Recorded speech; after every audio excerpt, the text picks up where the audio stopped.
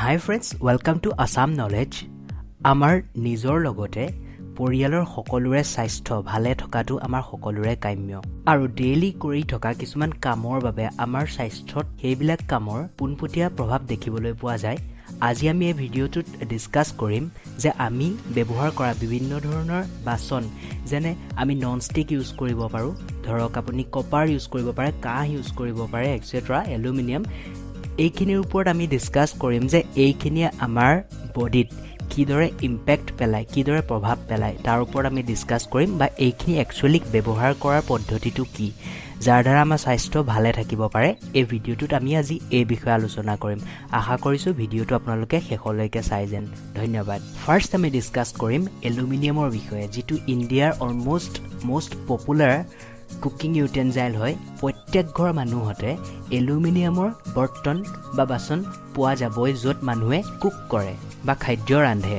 গতিকে এলুমিনিয়াম ব্যৱহাৰৰ বহুতখিনি নিয়ম আছে যিখিনি আমি ফলো কৰিলে ইয়াৰ পৰা ভাল গুণাগুণ পাব পাৰোঁ, আৰু যদি আমি কিছুমান নজনাকে কিছুমান কাম কৰোঁ ইয়াৰ পৰা বেয়া ফল পোৱা যায় যি আপোনাৰ শৰীৰলৈ বিভিন্ন ধৰণৰ বেমাৰ কঢ়িয়াই অনাৰ চান্স থাকে। যেনে যদি যিকোনো ধৰণৰ এটা বাচন আমি বহুত বেছি গৰম কৰোঁ, সেইটো এটা বহুত বেয়া অভ্যাস হয়। যদি গৰম কৰোঁ, আমাৰ কয় যে তেল মৰা বুলি কয় দাইলত, সেইটো কাম কেতিয়াও আমি এলুমিনিয়ামৰ বৰ্তনত কৰিব নালাগে। কোনো এটা বৰ্তন বহুত বেছি গৰম কৰাটো এটা অতি বেয়া অভ্যাস হয়,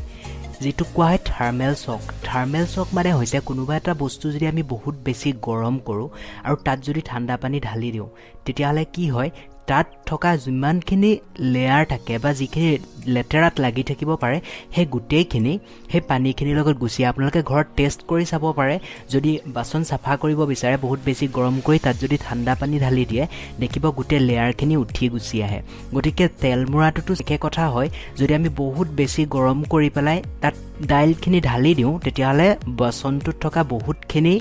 মেটেৰিয়েল আমাৰ দালিখিনিলৈ গুচি আহিব পাৰে, যিখিনি আপোনাৰ স্বাস্থ্যৰ বাবে অত্যন্ত ক্ষতিকাৰক হয়। বজাৰত সদ্যহতে পোৱা কিছুমান বহুত কম দামত বস্তু কিছুমান বিক্ৰী হৈ থাকে, যেনেকৈ কিছুমান আহে 100 টকাত দুখনমানকৈ দিয়ে। এনেকুৱা কিছুমান যোনখিনি বস্তু আছে, এইখিনি বস্তু আমি কেতিয়াও ল'ব নালাগে, কাৰণ এইখিনি বস্তুত কেতিয়াও এনডাইজড এলুমিনিয়াম নহয়। আপোনালোকে যদি এলুমিনিয়ামৰ বৰ্তন কিনে তাত ক'ব যে স্ক্ৰেচ ৰেজিষ্টেঞ্চ এনডাইজড এলুমিনিয়ামটোৰ বাচন দিয়ক, যাৰ দ্বাৰা আপোনালোকে এইখিনি ইয়াৰ কুপ্ৰভাৱৰ পৰা বাচিব পাৰে। যদি আপুনি এনডাইজড এলুমিনিয়াম ইউজ কৰে তেতিয়াহ'লে এইটো আপুনি ইউজ কৰিব পাৰে, কমপ্লিটলি ছেফ হয়। কিন্তু আনএনডাইজড আপোনালোকে কেতিয়াও এলুমিনিয়াম বৰ্তন ইউজ নকৰিব, যোনখিনি বহুত কম দামত বজাৰত পোৱা যায়। কম দাম দেখি পেলাই লৈ নাহিব, এইটো আপোনাৰ স্বাস্থ্যৰ বাবে অত্যন্ত ক্ষতিকাৰক হয়। এইখিনি বৰ্তনৰ পৰা এলুমিনিয়াম আপোনাৰ খাদ্যলৈ বহুত বেছি পৰিমাণে ৰিলিজ হ'ব পাৰে, যিটো আপোনাৰ শৰীৰৰ বাবে অত্যন্ত ক্ষতিকাৰক। দ্বিতীয়তে, আজিৰ দিনৰ মোষ্ট পপুলাৰ কুকিং ইউটেনজাইলছ হৈছে non stick. Non stick use কৰাৰ আগত নন ষ্টিক ইউজ কৰাৰ কিছুমান ৱেইজ থাকে, যোনখিনি আমি ফ'ল' কৰাটো অত্যন্ত প্ৰয়োজনীয়। নন ষ্টিক একচুৱেলি কেৰাহীখন যিকোনো ধৰণৰ মেটেলৰ পৰা বনিব পাৰে, সেইটো আইদাৰ আইৰণ হ'ব পাৰে, এলুমিনিয়াম হ'ব পাৰে, কিন্তু তাৰ ওপৰত যোনটো নন ষ্টিকৰ লেয়াৰ থাকে সেইটোক কয় টেফলন, টেট্ৰাফ্ল'ৰ ইথেন হয় কেমিকেল নাম। এই বস্তুটো আমি বহুত ল' হিটত বনাব লাগে। কেতিয়াও নন ষ্টিকৰ কেৰাহী বেছিকৈ গৰম নকৰিব। লাষ্ট কোৱাৰ দৰে যদি ইয়াতো থাৰ্মেল শ্বক আমাৰ হৈ যাব পাৰে, মানে কেৰাহীখন বহুত বেছি গৰম কৰি তাত যদি আমি ঠাণ্ডা পানী বা কিবা কিবি দিওঁ, তেতিয়াহ'লে কি হ'ব, সেই টেফলনৰ কোটিংটো এৰ খাই পেলাই আমাৰ খাদ্যত মিহলি হৈ যায়, যিটোৱে কেঞ্চাৰ কজিং এজেণ্ট হয়। গতিকে পৰাপক্ষত নন ষ্টিকৰ কুকৱেৰ এৰাই চলিব, আৰু নন ষ্টিকৰ কুকৱেৰ যদি ইউজ কৰেও বহুত ভাল কোৱালিটিৰ ব্যৱহাৰ কৰিব। কিছুমান বহুত কম দামত বজাৰত পোৱা যায় non stick, it's very dangerous to use. কেতিয়াও এইখিনি আপোনালোকে ইউজ নকৰিব, আৰু বিশেষকৈ তাত আপুনি ইনষ্ট্ৰাকশ্যন পাবই যে নন ষ্টিকৰ বাচন কেতিয়াও বেছি গৰম নকৰিব, আৰু ইয়াত কেতিয়াও দাইলৰ তেল মৰাৰ নিচিনা কাম ভুলতো নকৰিব। আৰু এটা বহুত পপুলাৰ মেটেল ইউজ কৰা যায়, যিটো হৈছে কাষ্ট আইৰণ, যোনটো আমাৰ অসমীয়াত মাটিৰ কেৰাহী বুলি কয়। এইটো মেটেল একচুৱেলি আমি বহুতখিনি ছেফ হয় বুলি ক'ব পাৰি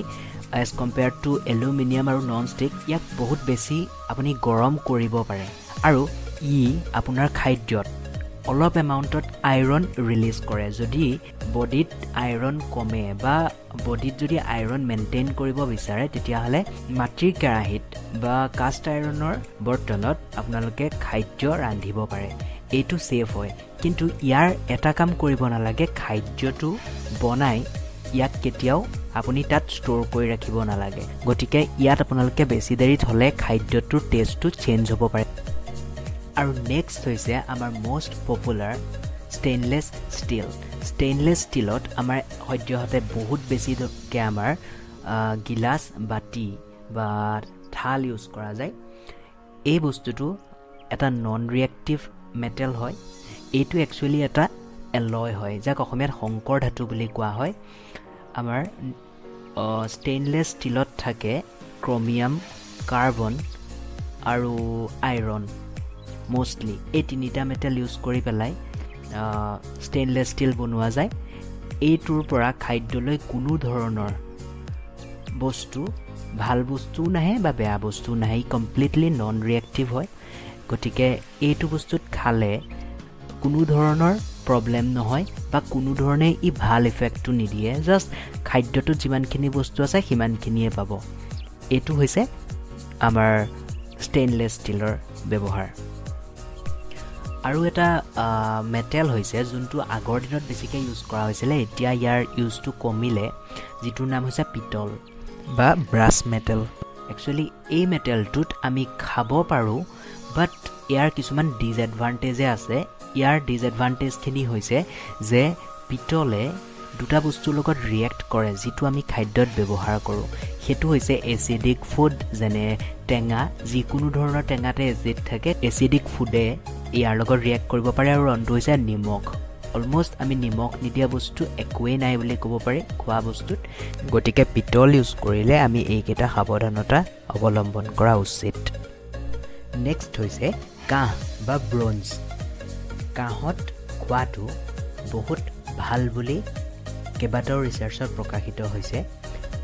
ইয়াক ওৱান অফ দ্য হেল্থিয়েষ্ট মেটেল বুলিও কৈছে খোৱা বাট ইয়াত আমি খাব লাগে ইয়াত যদি খোৱা যায় বহুতখিনি আমাৰ কপাৰ ৰিলিজ হয় ফুডত এইটো এটা এলয় হয় যিটো কাঁহ আৰু টিনৰ পৰা মিক্স কৰি বনোৱা হৈছে 80% তাম থাকে আৰু 20% টিন থাকে এইটোত এই মেটেলটো বহুত বেছি ৰিয়েক্টিভ নহয় কিন্তু চাব লাগিব যাতে আমি টেঙাৰ সংস্পৰ্শলৈ নাহোঁ বিকজ ইয়াত 80% কপাৰ আছে গতিকে অলপমান ৰিয়েক্ট কৰিব পাৰে গতিকে কাঁহত আমি দৈ বা বিভিন্ন ধৰণৰ টেঙা জাতীয় পদাৰ্থ থোৱাটো উচিত নহয় বাকী কাঁহত খালে যথেষ্ট ভাল হয় কাঁহত আমি যদি পানী থৈ পিছদিনা খাওঁ তেতিয়াও আমাৰ বডিটোত কপাৰৰ ফুলফিল হ'ব পাৰে আৰু আজিকালি এটা দেখা গৈছে যে তামৰ বা কপাৰৰ বৰ্তন এতিয়া বহুত ট্ৰেণ্ডত আছে বহুতখিনি ৰিচাৰ্চ পেপাৰ মই ষ্টাডি কৰিলোঁ তাত কৈছে যে কপাৰটো আমাৰ বডিত কমিলেতো বহুতখিনি ডিজএডভান্টেজ থাকে গতিকে কপাৰৰ যদি আমি বৰ্তন ইউজ কৰোঁ আমাৰ বডিটোত সেই কপাৰটো ফুলফিল কৰিব পাৰোঁ কপাৰৰ কিছুমান এডভান্টেজ হৈছে যে তামৰ বৰ্তনত যদি খায় তেতিয়াহ'লে আমাৰ ডাইজেষ্টিভ ছিষ্টেমটো ভাল কৰে বিকজ কপাৰে আমাৰ ডাইজেষ্টিভ ছিষ্টেম ভাল কৰাত সহায় কৰে আৰু যদি মানুহৰ কটা চিঙা হয় ঘাঁ হয় তেতিয়াহ'লে এইটো শুকোৱাত সহায় কৰে এই দুটা সঁচা কথা হয় কিন্তু অত্যাধিক হাৰত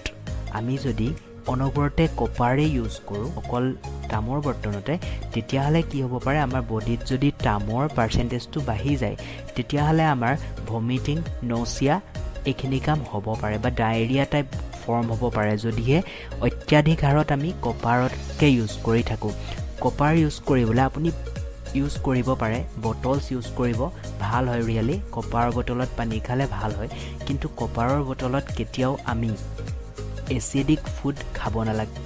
ধৰক এচিড অলমষ্ট বহুতখিনি আমি খোৱা বস্তুতে থাকে গতিকে তাত ভাত খোৱাটো কেতিয়াও মুঠেই ভাল কথা নহয় ইয়াত আপোনাৰ যদি আমি টেঙা দিওঁ টেঙা মানে যিকোনো ধৰণৰ ধৰক টেঙাৰ লগত তামে বহুত বেয়াকৈ ৰিয়েক্ট কৰে এইটো এটা কপাৰৰ টক্সিন ফৰ্ম কৰি দিব পাৰে এইটো যিটো আমাৰ স্বাস্থ্যৰ বাবে অত্যন্ত বেয়া গতিকে কপাৰৰ বৰ্তনত আপোনালোকে ভাত খাবলৈ ইউজ নকৰিব কিন্তু আপুনি পানী খাবলৈ ইউজ কৰিব পাৰে বহুত ভাল হয় পানী খালে কিন্তু খাদ্য বেলেগ ধৰণৰ বিশেষকৈ টেঙা জাতীয় খাদ্য কেতিয়াও ইউজ নকৰিব গতিকে আশা কৰিলোঁ এইকেইটাই আমাৰ সদ্যহতে বেছিকৈ ব্যৱহাৰ কৰি থকা মেটেৰিয়েল হয় গতিকে thank you so much for listening and as always God bless you all